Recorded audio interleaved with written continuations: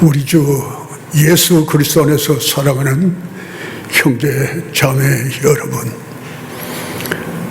먼저 사랑하는 새벽 이슬 교회 공동체에 이렇게 좋은 새 성전을 허락하신 우리 주 여호와 하나님께 감사와 찬송과 존귀와 영화를 또 영광으로 올립니다. 새벽이슬교회 공동체 여러분과 또 우리 목사님과 장로님, 여러 교우님들이 힘써서 기도하시고 이루신 일이라 더욱 기쁨이 넘칠 줄 믿습니다.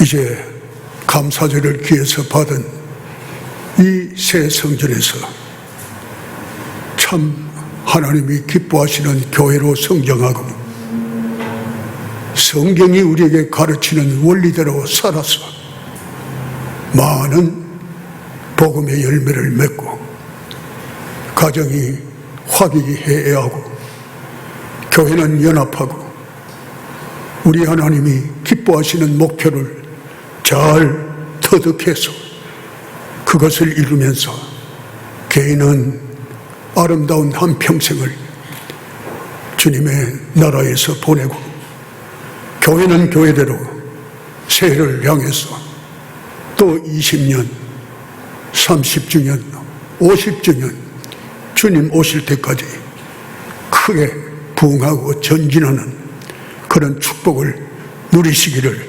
진심으로 소원합니다. 아멘. 오늘 읽은 이 본문은 요한복음 6장의 끝자락에 있는 말씀입니다.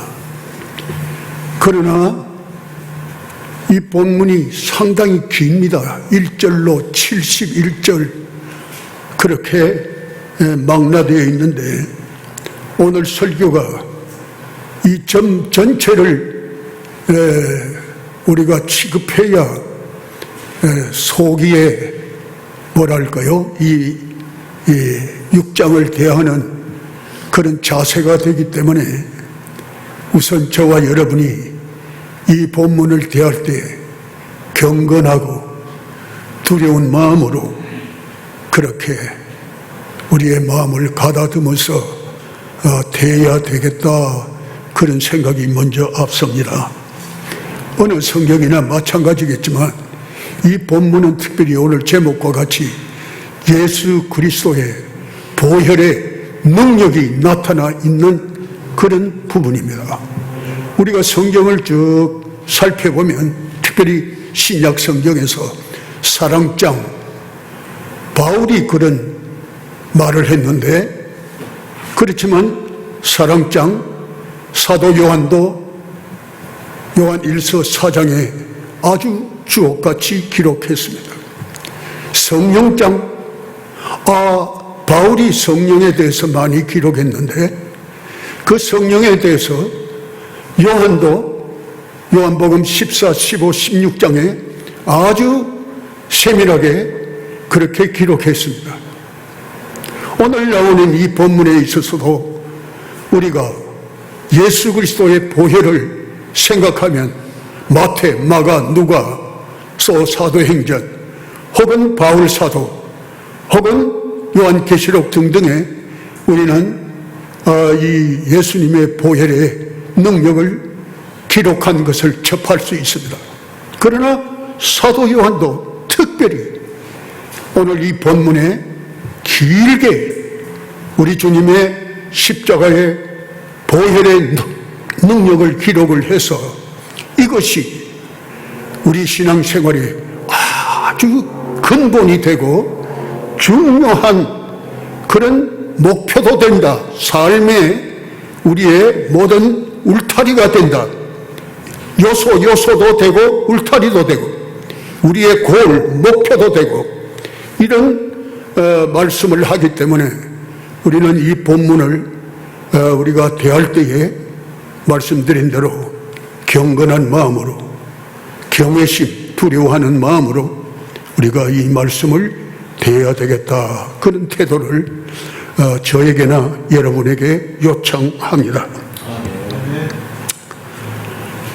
이 본문을 보면 네 가지 면에서 살펴볼 수 있습니다. 첫째는 갈릴리에서 일어난 일입니다. 쉽게 말해서 5,000명을 우리 주님이 먹이셨습니다.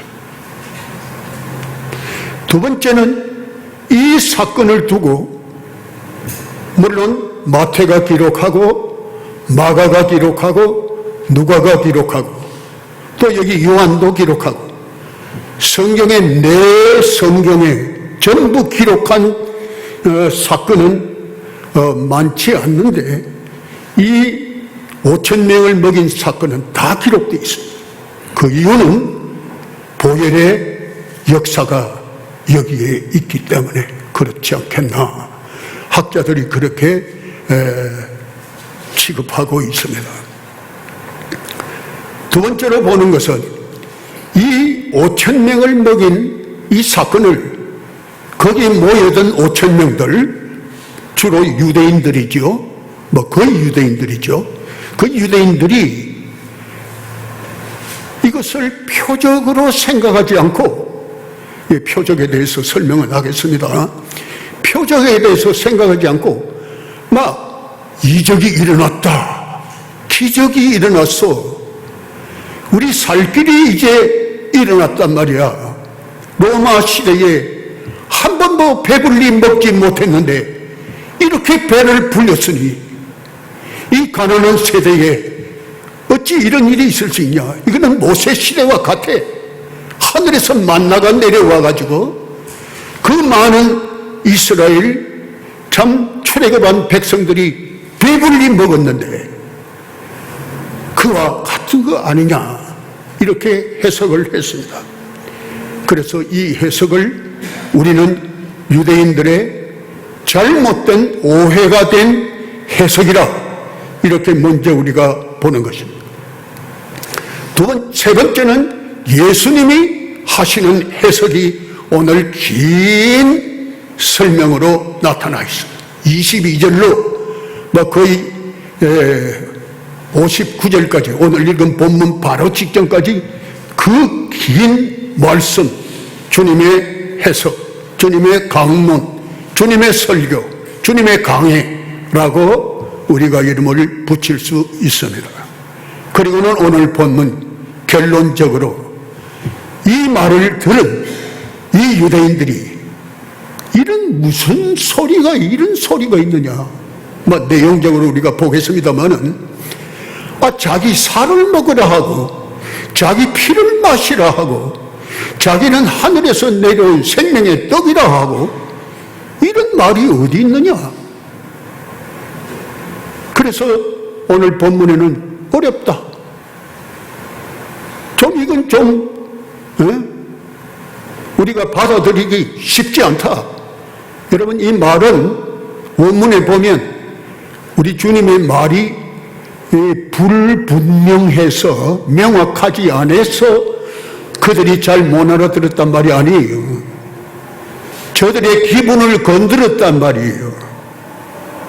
기분 나쁘다 그 말이에요. 왜요? 하나님이 오래전부터 저 거슬러 올라오면 노아 때까지 노아 때부터 육식을 허용하셨는데 그 전에 채식을 했죠. 육식을 하나님이 이제 노아 홍수가 끝나고 방주에서 8 식구가 나왔을 때 하나님께 번제를 드리고 하나님이 허용하시기를 육식해도 좋다. 그러나 피채 먹으면 안 돼. 피를 먹으면 안 돼. 그렇게 금지하셨거든요. 모세 때 와서 이 피를 먹지 못하게 했어요.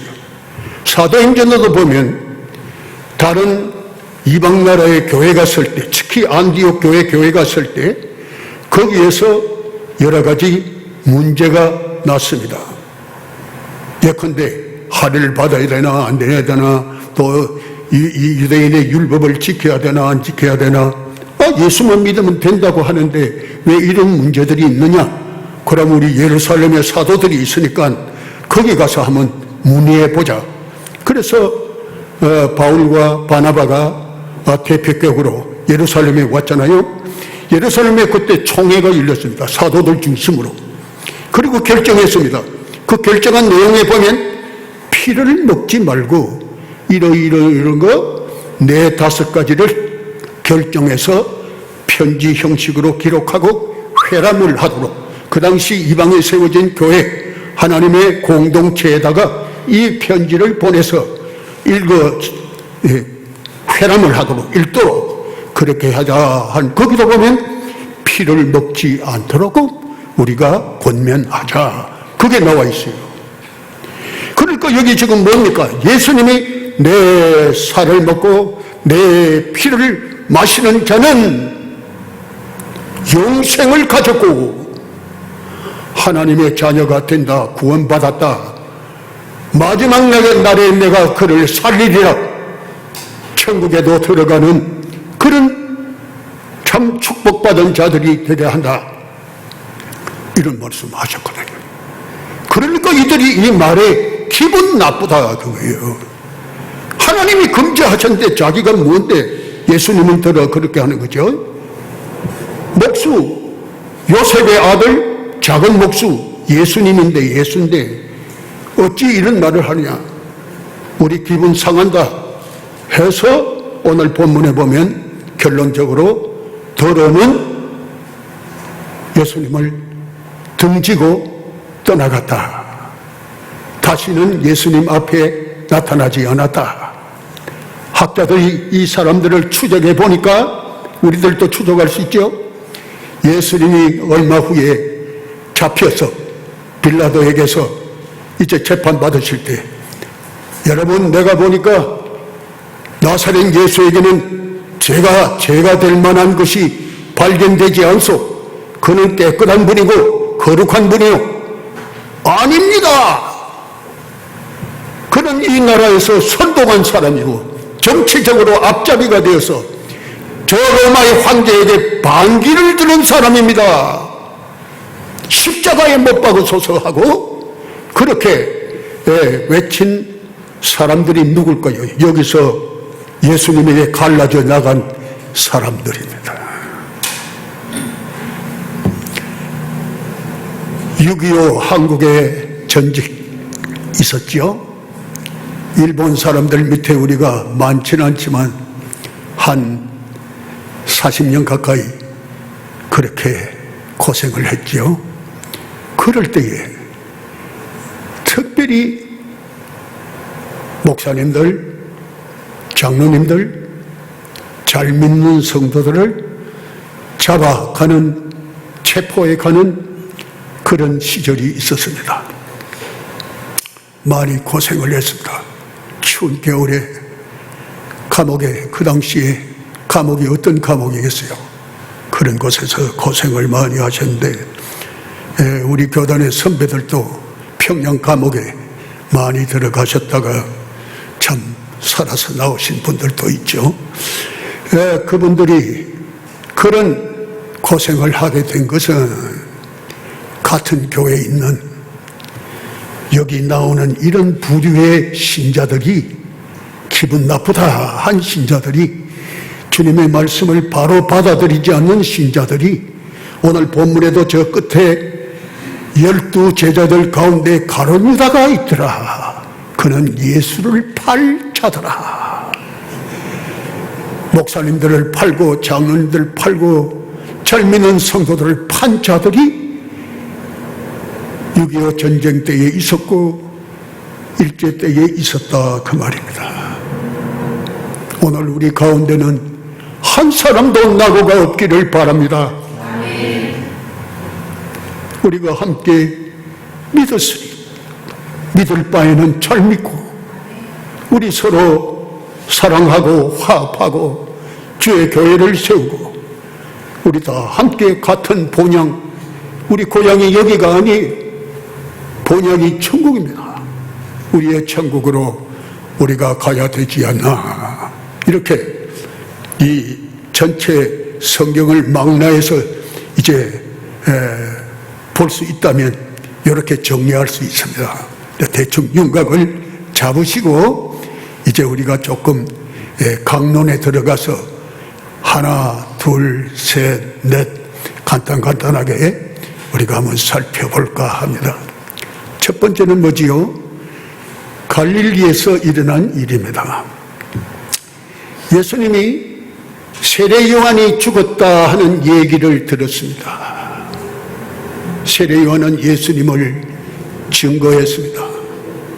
세상 죄를 지고 가는 하나님의 어린 양이다.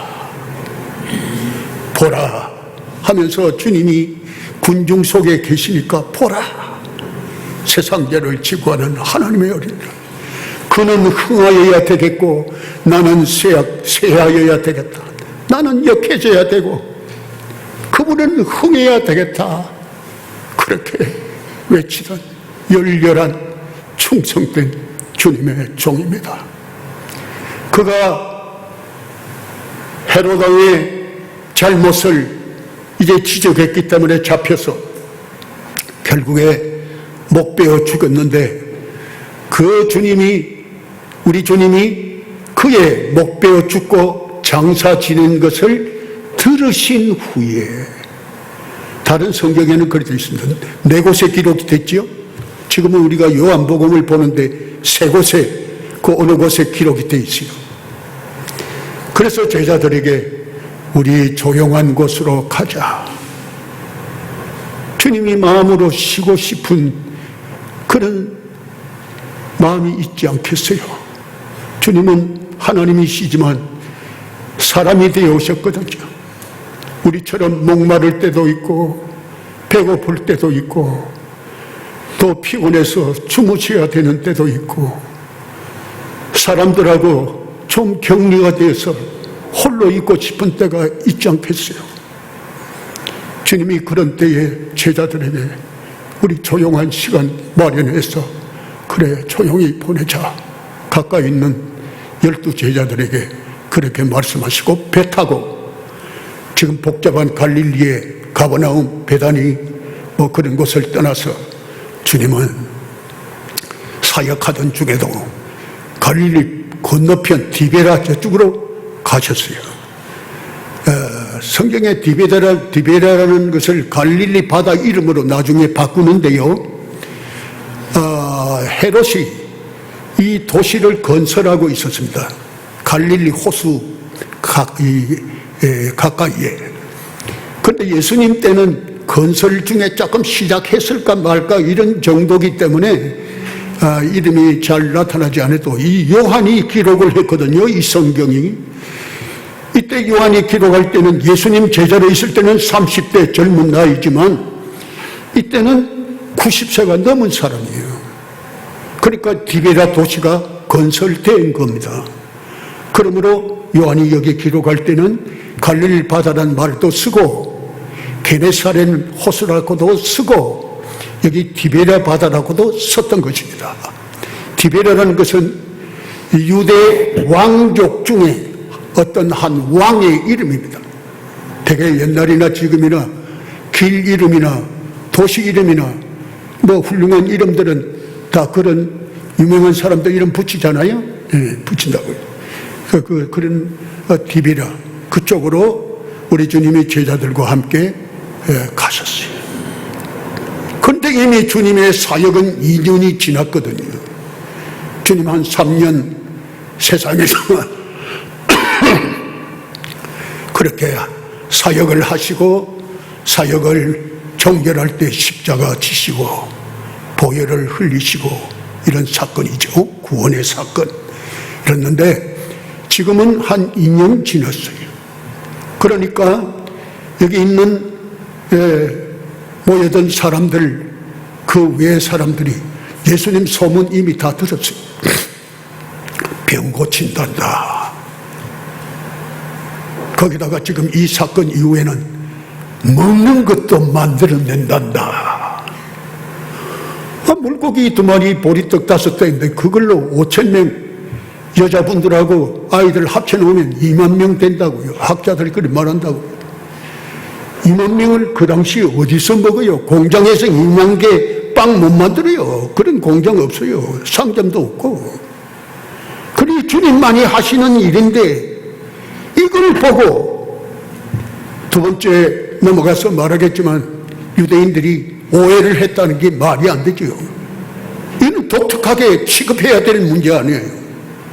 이 지상에서는 지금 이건 빵 공장이고 뭐이고 다 생산할 수 없는 일인데, 불가능한데 이 일이 이루어졌으니 과연 이분이야말로 우리가 모르지만 어떤 분이겠다, 한간에 말하는 대로 하나님의 아들이겠다, 하나님이 보내신 세우신 어떤 분이겠다, 이 정도는 가야지요. 그런데 기분 나쁘다, 피 마시라 한다고 이렇게 우리가 해석하면 안 되죠. 이것은 상당히 위험한 해석이고 성령 회방제에 걸릴까 말까한 그런 죄악도 될 수 있다. 그 용서 못 받는다고.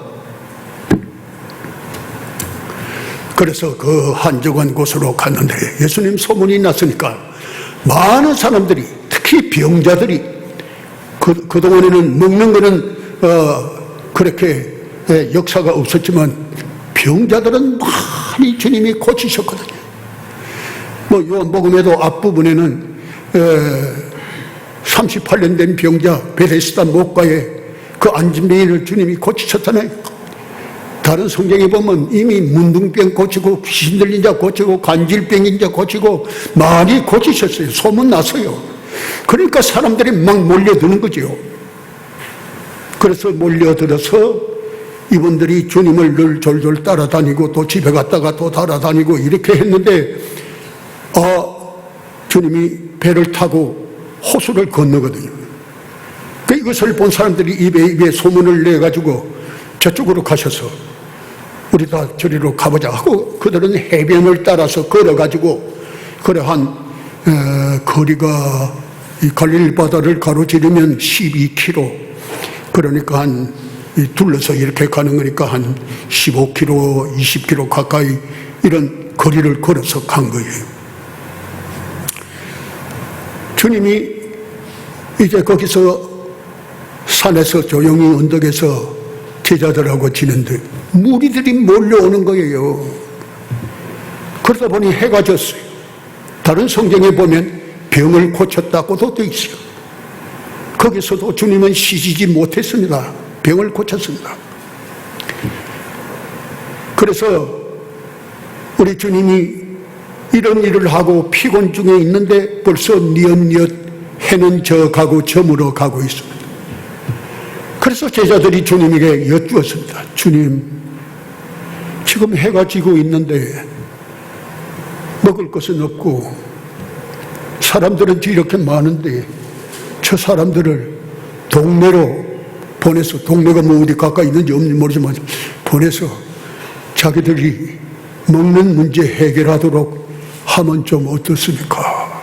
그래서 그 주님께서 그럴 필요 없다, 주님이 딱 거절하셨어요. 그러니까 마침 그 옆에 있던 처음에 제자는 빌립이고 두 번째 제자는 안드레인데, 안드레는 베드로의 동생이죠.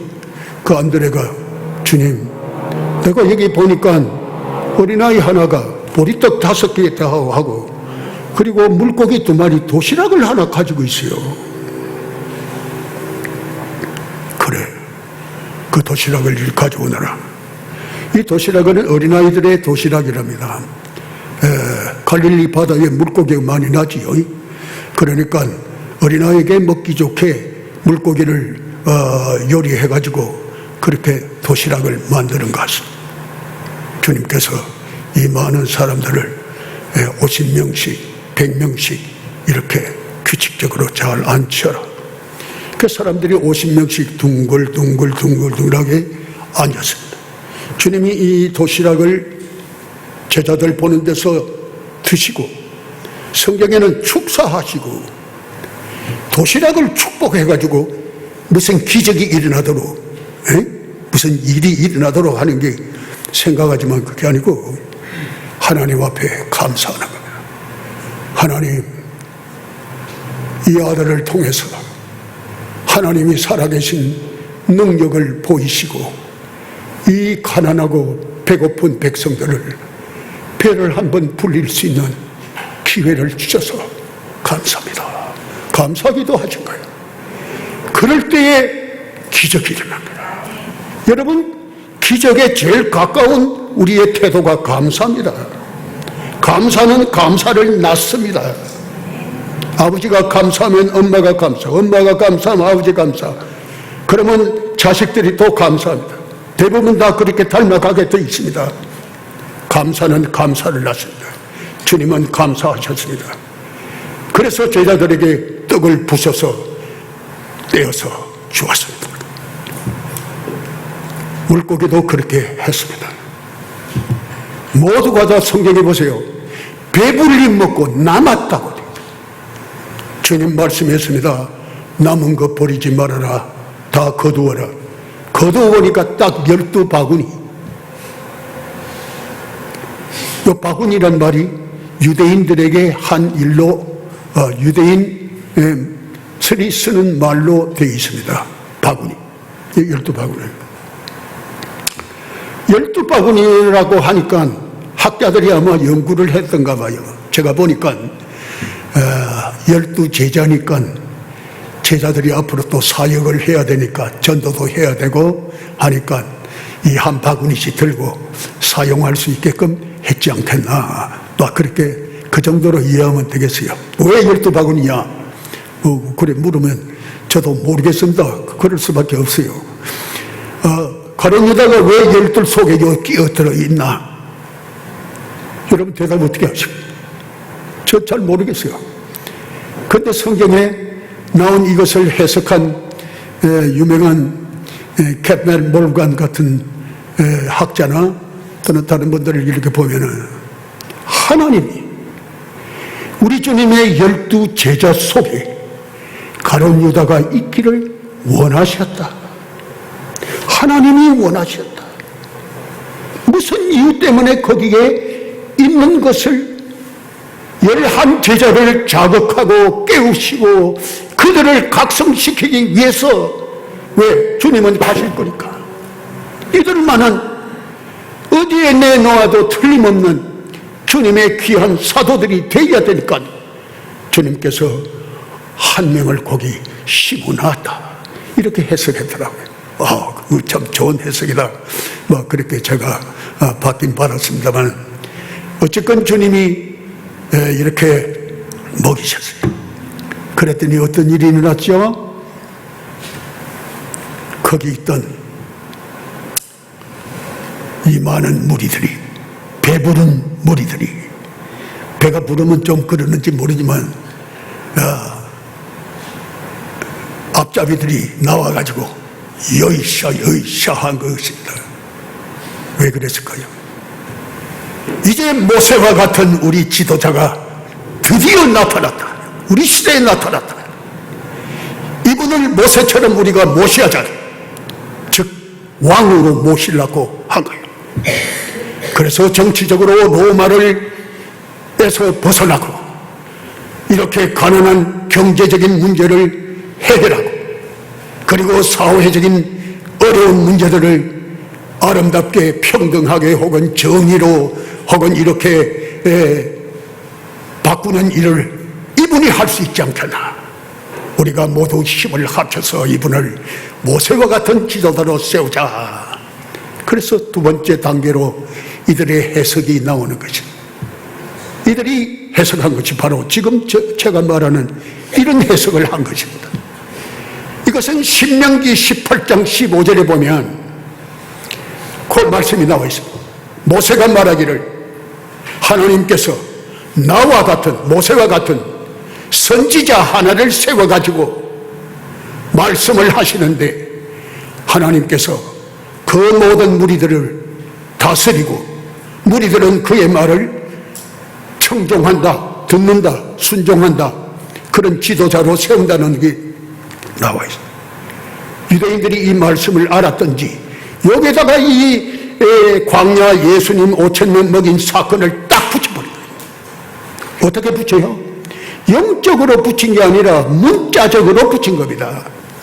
여러분 성경을 문자적으로 해석하면 안 됩니다. 그것이 이단입니다. 여호와의 증인이 문자적으로 해석하는 겁니다. 여기 봐, 여기 이렇게 돼 있지 않냐, 여기 이렇게 돼 있지 않냐, 이런 식으로 해가지고 우리 믿는 사람들을 찾아다니면서 그들은 전도하는 것입니다. 성경을 꿰는 거죠. 바늘로 꺼가지고 이래 맞는 것만 찾아가지고 붙여가지고. 우리는 그렇게 하는 겁니다.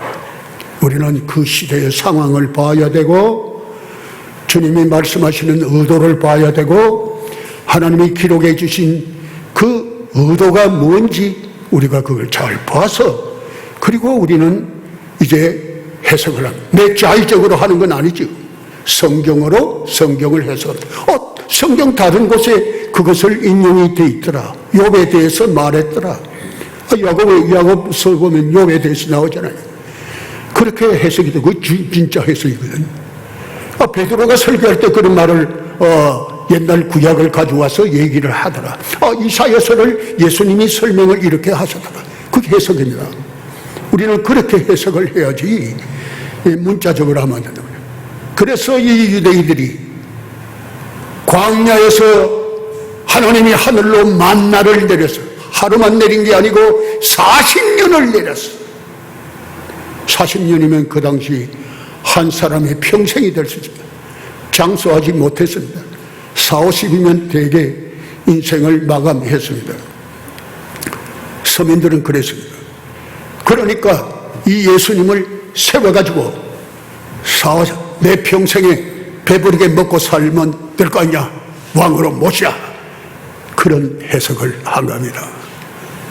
이것은 대단히 위험한 인본적인 자기 위주의 유익을 위한, 그것을 찬동하는 사람이 많이 있겠지만은 더 찬동하고 똘똘 뭉친 사람이 있으면 그게 하나의 당이 되는 겁니다.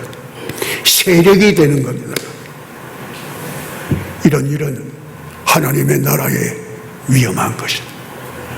우리 교회가 자라가면서 이런 교회 안에 있어서는 안 되는 겁니다.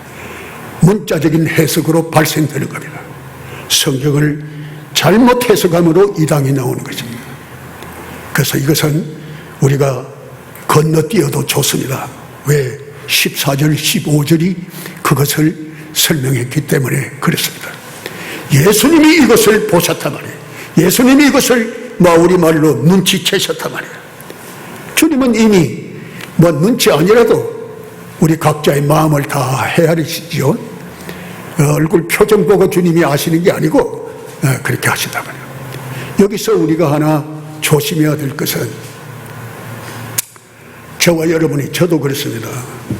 무슨 일인가 이렇게 해갖고 이거는 특별히 다른 거 아무 관계도 없는데 좀 일이 잘 됐다든지 내 생각대로 됐다든지 하면 거기다가 점점 해가지고 하나님이 나에게 이런 응답 안 주시겠나, 이렇게 갖다 붙이려고 하는 거예요. 이것이 믿는 자들이 점 치는 겁니다. 자기 스스로 점을 치는 거예요. 이런 것은 기도로서도 하고 말씀으로도 하고 열심 있는 사람들이 그렇게도 하고 이렇게 요행을 생각하는 거, 우리가 그것은 조심해야 됩니다. 이것이 지금 여기 열성분자, 유대인들은 열성분자입니다. 이들이 오해한 해석에서 나온 겁니다. 그러자 주님이 이것을 보시고 홀로 살짝 산으로 가시고 제자들에게 빨리 이들에게 어울리지 말고 돌아가거라, 가버나움으로 돌아가거라. 주님이 제자들을 배 타고 가게 됩니다.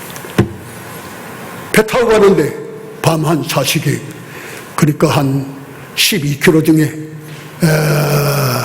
반쯤 왔으니까 6km 정도 배가 왔어요. 왔는데 바람과 파도에 거슬려서 우리 제자들이 노젓는다고 고생합니다. 물도 튀어 들어오겠죠. 배가 아주 큰 배도 아니고.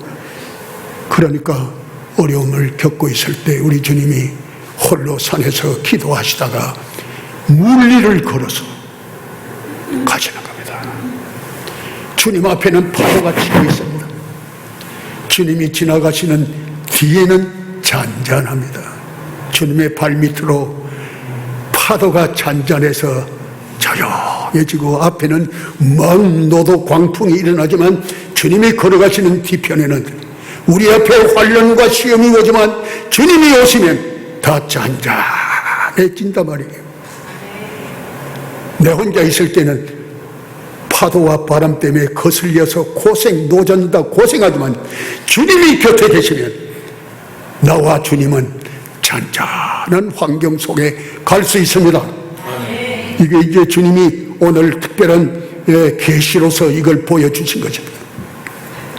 그러니까 제자들이 물리로 무엇인가 사람 형체가 오거든요. 우리 여기는 본문에는 없지만 다른 성경에 보면 유령이다. 유령 압니까? 유령 본 적 있어요? 저는 바닷가에 살았기 때문에 비가 오고 밤중쯤 되면 제 어머니가 예수 믿기 전에 이러면 저 유령이 나타났다. 저 바위에 하얀 게 왔다 갔다 저는 아무리 봐도 안 보이는데 저는 그때 교회 다녔으니까 아이고 그거 뭐 유령 헛것입니다. 있어봐야 그거 아무것도 없습니다. 그런데 유령이라 주님이 제자들의 다급한 마음을 아시고 랍비 너의 주님이니 걱정하지 말아라. 염려하지 말으라고 안심시키셨어요. 그리고는 배에 타셔서 그 바다의 모든 바람과 파도가 잔잔해서 그리고는 주님이 같이 이제 원래 계셨던 가버나움 쪽으로 가죠. 주님의 선교 중심지는 가버나움이에요. 가버나움에 오셔서 그 가버나움에 오셔서 이제 그 단락이 됐고 이 사람들이 밤에 제자들도 배 타고 가는 거는 그거는 봤는데 예수님이 중요하니까 예수님 아무리 찾아오시다고 그나마 해가 졌으니까 그 광야에서 잤어요. 새벽에 일어나서 보니까 주님이 찾을 수가 없어. 그 할 수 없이 마침 저 갈릴리 반대쪽에서 온 배들이 있었어요. 이 싣고 가려고 하는 배들도 있겠죠. 뭐 조금씩 노임을 삭슬 받을는지 모르지만 그 배를 타기도 하고 걸어도 가고 이래가지고 전부 다 건너갔어요. 그리고 오늘 본문에 보면 59절에 보면 이 말씀은 예수께서 가버나움 회당에서 가르치실 때에 하셨느니라. 우리 주님이 가버나움 회당에 지금 이제 그 다음날 가셨습니다. 제자들도 갔습니다. 유대인들이 많이 그리로 갔습니다. 회당에 다들어 꽉 찼습니다. 그때에 주님이 내 말을 들어봐라. 너희들이 앞부분에도 보면 기분 나빠한 건 우리 오늘 본문이고 그 앞에도 저들이 어렵다. 이 무슨 말씀이 이런 말씀이나 이런 등등의 얘기가 조금 있습니다. 그런 제자들에게 우리 주님께서 그렇게 기분 나빠하지 말고 내 말을 잘 들어봐라 하시고는 하시는 말씀이 첫 번째가 27절입니다. 썩을 양식을 위하여 일하지 말고 그래놨죠? 썩을 양식을 일하지 말고 영생하는 양식을 위해서 일해라 하시면서 쫙 설명하신 것입니다. 뭐 설명의 내용을 일일이 다 말하면 너무너무 많고 그렇지만 중요한 대목은 우리 주님께서 말씀하시기를 내가 하늘에서 온 떡이라는 것입니다. 생명의 떡이라는 것입니다. 그것은 요한복음 1장 기록할 때에 기록하고 딱 맞습니다. 요한복음 1장 1절로 18절까지 제가 암송할 수 있습니다. 그런데 그 속에 1장 14절에 보면 말씀이 육신이 되어 우리 가운데 거하시매 우리가 그 영광을 보니 아버지의 독생자의 영광이요 은혜와 진리가 충만하더라. 그렇게 있습니다. 말씀은 예수님입니다. 예수님이 육신이 됐어요. 왜 육신이 됐습니까? 우리가 보통 말하기를 우리를 위해서 십자가에 대신 줘야 되니까 사람이 돼야지요. 그렇죠. 그러나 오늘 제목이 뭡니까? 예수 그리스도의 보혈의 능력입니다. 보혈. 베드로는 이것을 보배로운 피라 이렇게 분리해서 표현했어요. 그 말이 보혈이죠. 보배로운 피. 예수님이 하나님 앞에 보배로운 피를 내놓고 인생을 구원하시려면 어째야 돼요? 아기로 탄생하셔야지. 사람의 몸을 입으셔야지. 그래서 살이 있어야지. 피가 있어야지. 주님은 우리에게 그 살과 그 피를 우리를 위해서 고스란히 주시기 위해서 사람이 되셨다 말이에요. 베이비가 되셨다 말이에요. 이해하시겠어요? 그래서 처음에는 내가 생명의 떡이다 그러시다가 나중에는 주님이 내 살을 먹어야 된다고 말씀하기 시작합니다. 구체적입니다. 살을 먹는다. 식인종도 아니고 피를 마셔야 된다. 하나님이 그만 피를 마셔 이런 반응이 일어나게 된 것입니다. 그러나 여러분, 이 피의 역사를 생각한다면 우리는 감동받을 수밖에 없습니다. 보혈이 뭡니까? 피가 뭡니까? 레위기서에 보면 피는 생명이라. 피가 있으면 생명이 있는 겁니다. 피를 범하면, 사람을 죽이면 생명을 범하는 겁니다. 똑같습니다. 이것은 아담이 범죄했을 때 그 아담을 에덴 동산에서 내쫓깁니다. 하나님께서 내어 쫓기지만은 그가 입은 무화과 잎 그 옷을 벗기시고 짐승을 잡아 가죽옷을 지어 입히신 창세기 3장 21절에 그 나와 있습니다. 이것을 보고 학자들이 아담은 구원을 받았다. 왜? 이 피가, 짐승의 피가 대속을 했으니까. 하나님의 피의 구속 역사, 하나님의 피의 구원의 역사가 여기에 걸렸다. 그 말. 아벨은 피를 흘렸습니다. 뭘로? 우선은 양의 피로 하나님께 제사드립니다. 아버지가 알려줬겠지요. 아담이 알려줬겠지요. 피의 제사만 하나님께 올라가는 제사다. 형 가인은 그래 못했다. 그래서 그의 제사는 하나님이 받아주지 않았다. 물론 피의 제사만 아니라 제가 프랑스에 청년 때 유학을 했을 때 스위스에 여행을 갔는데 텍사스에서 유학 온 퍼킨스라는 친구가 있었는데, 야, 우리 스위스 이번에 부활절에 여행 좋아하자. 오케이. 그래 가니까 거기 갔는데 영화 보자고 하더라고. 근데 영화 뭐냐? 천지 창조 영화. 아벨과 가인이 제사 지낸 그 영화라. 그 보니까 해석을 그 영화 감독이 잘했더라고. 가인이 곡식을 하나님께 내놓고 태우면서 제사 지냈는데, 곡식 좀 많다. 좀 꺼냈다가 불이 안 붙으니까 또 조금 갖다 놓고 또 가져와. 이런 그 모션을 취하더라고요. 그러니까 이 가인이 얼마나 인색한 제사를 드렸다는 그런 것을 감독으로서 잘 해석을 해 보였어요. 어쨌거나 아벨은 피의 제사를 드려요. 그리고 우리가 넘어와서 이미 말한 대로 노아가 이제 노아 홍수가 끝난 후에 번제의 제사를 드리는 그 피의 제사라. 아브라함이 이삭을 하나님께 모리아산 어느 산에서 바칠 때에 물론 죽이려고 행위를 했지만 하나님이 어린 양을 거기에 예비하셔서 어린 양을 잡았어요. 뭡니까? 어린 양이 피를 흘리고 이삭을 살려낸 겁니다. 이게 대속입니다. 대속. 어린 양의 대속이라고 해요. 이 모든 것이 레위기서에 쫙 기록되어 있습니다.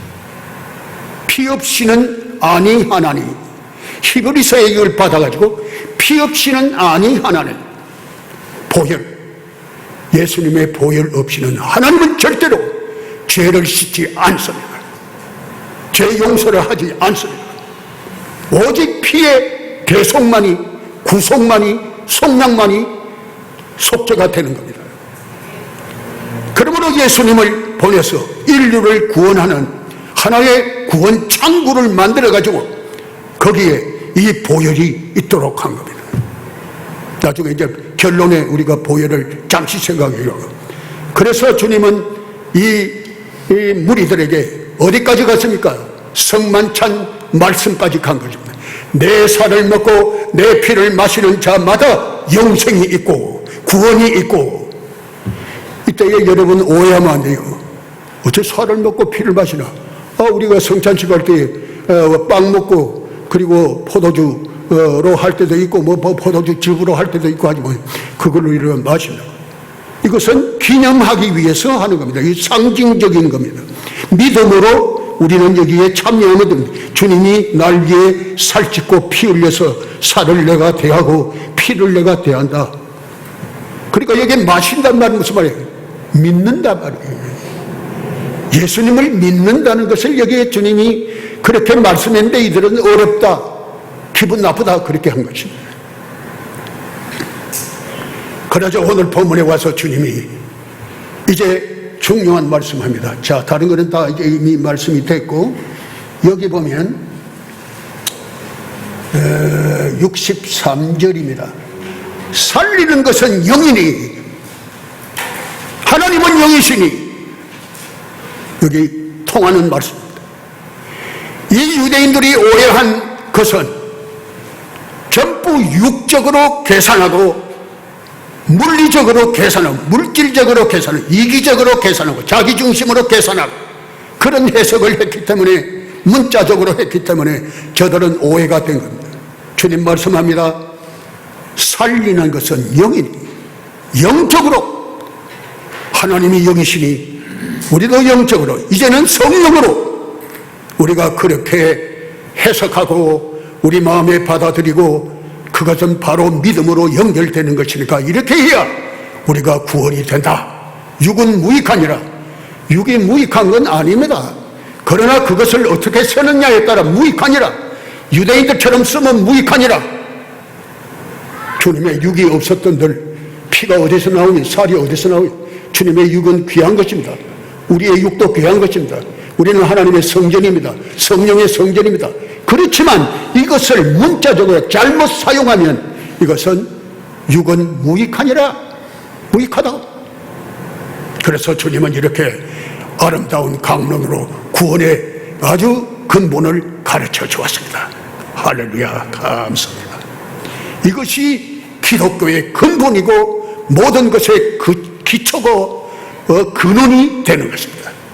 그러므로 주님은 이것을 말씀했다는 건 뭡니까?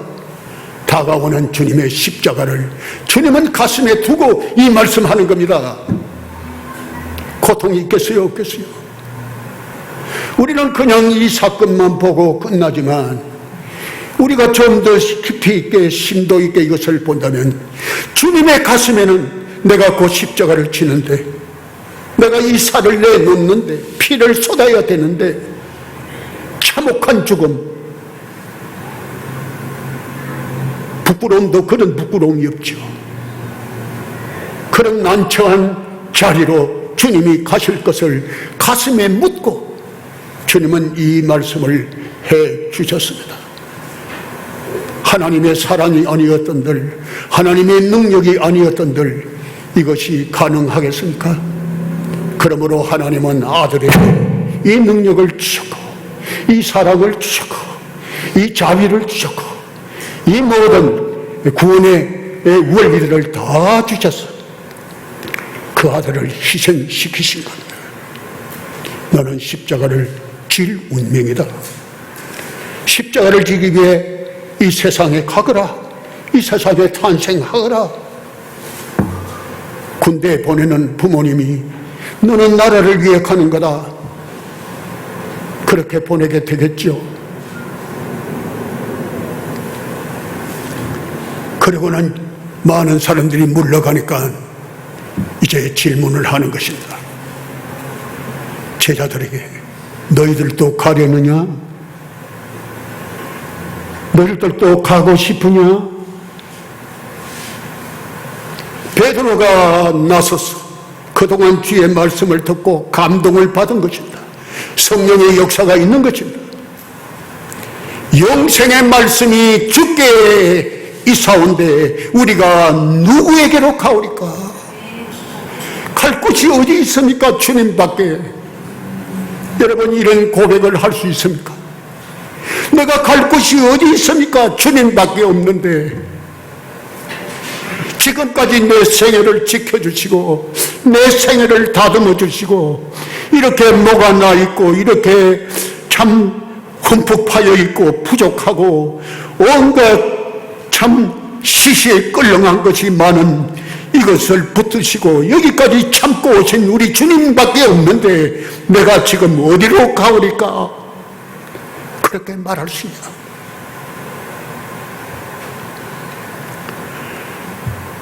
그리고는 주님은 하나님의 아들이심을 우리가 믿습니다.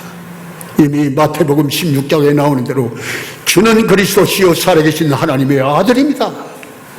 그 신앙 고백이 여기에도 묻어 나오는 것입니다. 그리고는 주님께서 거기에 가룟 유다를 특별히 지적하시면서 그는 마귀니라.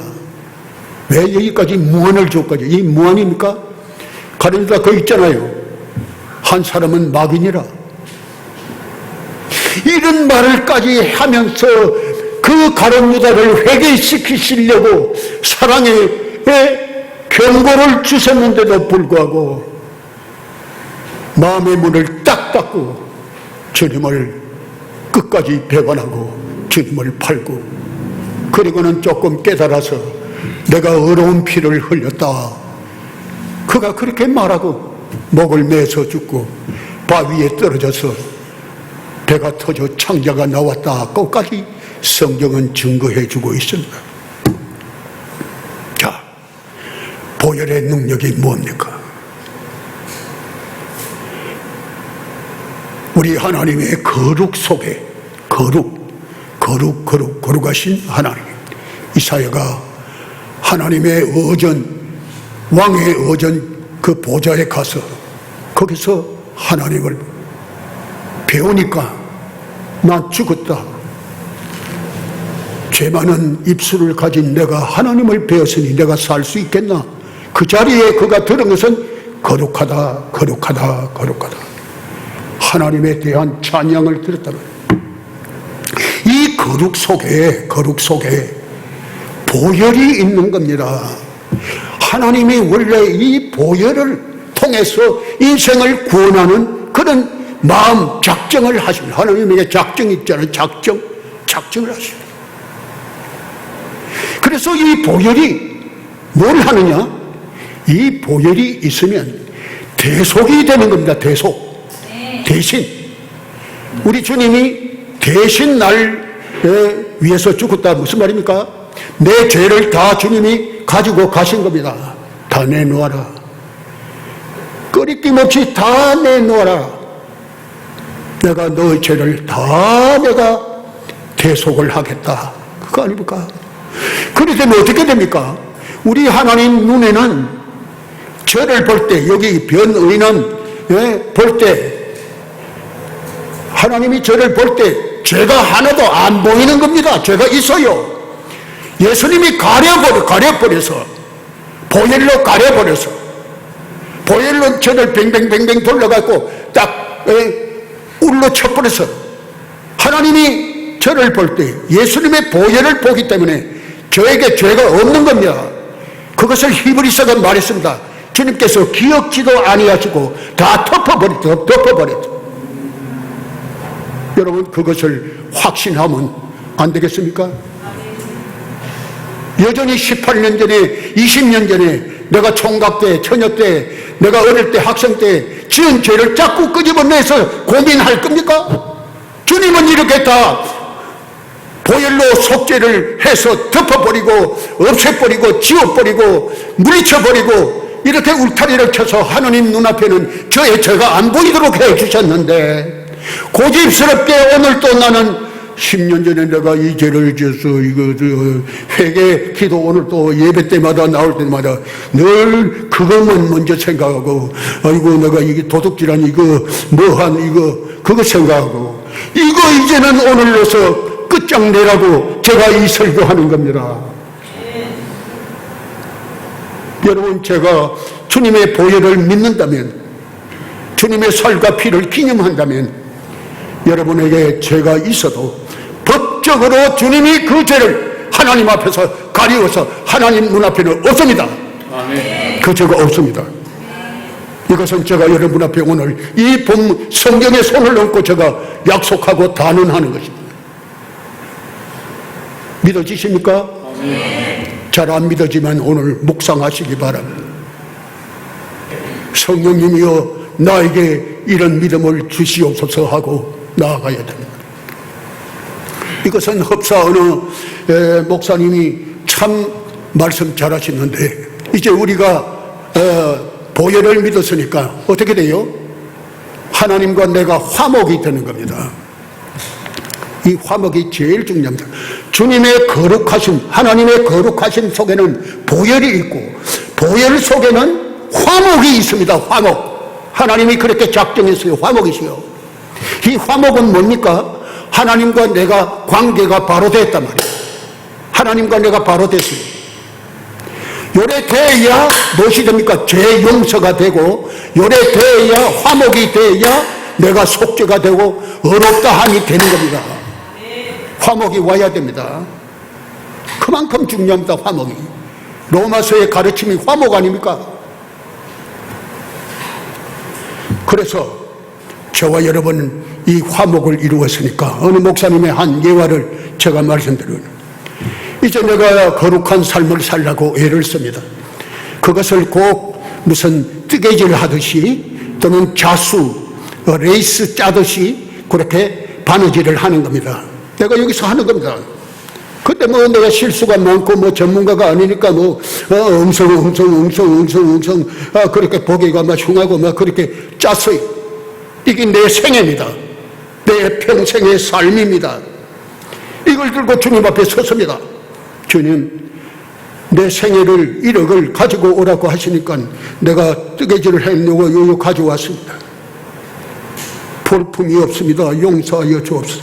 그래, 네가 앞에 이렇게 짤 때 내가 뒤에서 나도 짰다.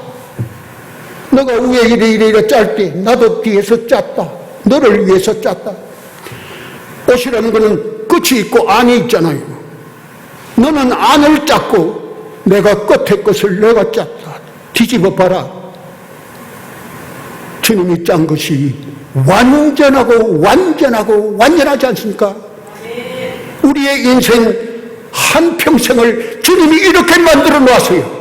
깨끗하게, 아름답게, 흠이 없게. 우리는 과오가 많다, 흠이 많다, 실수가 많다, 죄가 많다 하지만 주님이 이렇게 아름답게 보혈을 묻혀가면서 잘 짜주셨기 때문에 저와 여러분은 하나님 앞에 이제는 우리 주님 뭐라고 말했어요? 요한 1서의 말씀같이 너희들이 장차 나와 같이 되리라. 우리가 하나님이 된단 말이 아니라 우리 예수님이 부활하셔서 승천하시는 그 역사입니다. 오늘 본문에도 그거 있습니다. 너희들이 떡 먹는 거 보고도 오해를 하는데 내가 만약에 하늘에 올라갈 것 같으면 너 어쩌고 갈 거냐? 내가 부활을 곧 할 건데 내가 죽어서 지금 말한 대로 살과 피를 먹으라 그런 얘기를 한 다음에는 내가 부활이 될 건데, 부활하고 나면 승천하는 건데, 하나님 보좌 앞으로 갈 건데, 그럴 때는 너희들은 뭐라고 말할 거냐? 말할 수 있겠어? 이 쫙 부러지고 아무 말도 안 할 거잖아. 어떤 사람은 기절할 거잖아. 주님 그런 말씀까지 했어요. 그랬는데도 너희들이 고집을 피우고 이 말씀 앞으로 나오지 않겠느냐? 자, 말씀을 맺읍시다. 여러분, 주님을 찾아 배우는 길이 주님의 십자가, 보혈의 능력, 다음에는 부활의 능력, 승천의 능력, 하늘 보좌의 능력, 이것이 우리의 나아갈 성화의 길입니다. 이제 거룩하게 삽시다.